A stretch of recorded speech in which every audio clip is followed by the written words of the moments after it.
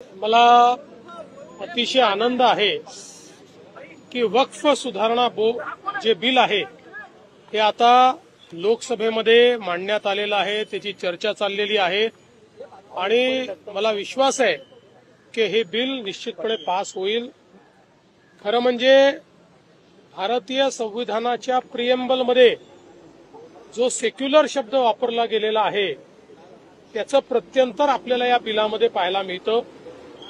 Original bill जे तयार झालं होतं या ओरिजिनल कायद्यामध्ये अमर्याद अधिकार होते आणि चुकीच्या पद्धतीनं जर त्या ठिकाणी निर्णय घेतला तर त्या निर्णयाला न्यायालयात देखील जाण्याची मुभा नव्हती।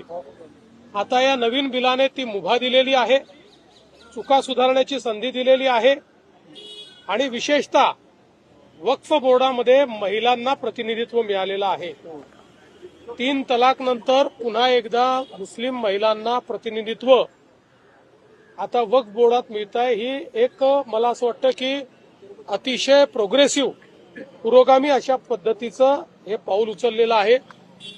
कुठल्याही समाजाच्या विरोधात हे नाही, कुठल्याही प्रकारे कुठल्याही समाजाच्या धार्मिक आस्थांच्या विरोधात हे नाही, तर पूर्वी झालेल्या ज्या चुका आहेत की ज्या चुकांमुळे काही लोक त्याचा फायदा घेत होते आणि मोठ्या प्रमाणात जमिनी लाटत होते त्यांच्यावर मात्र याच्यामुळे टाच येणार आहे आणि म्हणून या बिलाचं मी स्वागतच या ठिकाणी करतो। मला विश्वास आहे की ज्यांची सत्सर विवेक बुद्धी जागृत आहे ते सगळे या बिलाचं समर्थन करतील। सर, यावर कुठेतरी असं म्हटलं जात आहे की जी लाखो एकरांची प्रॉपर्टी आहे बोर्डाची ती त्या जमिनीवरती कुठेतरी ती सगळी जमीन उद्योगपतीच्या घशात घालायची, यासाठी या बिलामध्ये सुधारणा करायच्यात असं कुठेतरी विरोधकांचं म्हणणं आहे। विरोधक या संदर्भातला एकही पुरावा किंवा मुद्दा हा जॉईंट सिलेक्ट कमिटी पुढे आणू शकले नाही, किंबहुना जॉईंट सिलेक्ट कमिटीमध्ये ते निरुत्तर झाले। 25 राज्यांनी ज्या सुधारणा दिल्या होत्या त्या सगळ्या विचार करून या सुधारणा करण्यात आलेल्या आहेत। जेव्हा काही उरत नाही, कुठलंही आर्ग्युमेंट उरत नाही, त्यावेळी अशा प्रकारच्या गोष्टी मांडल्या जातात।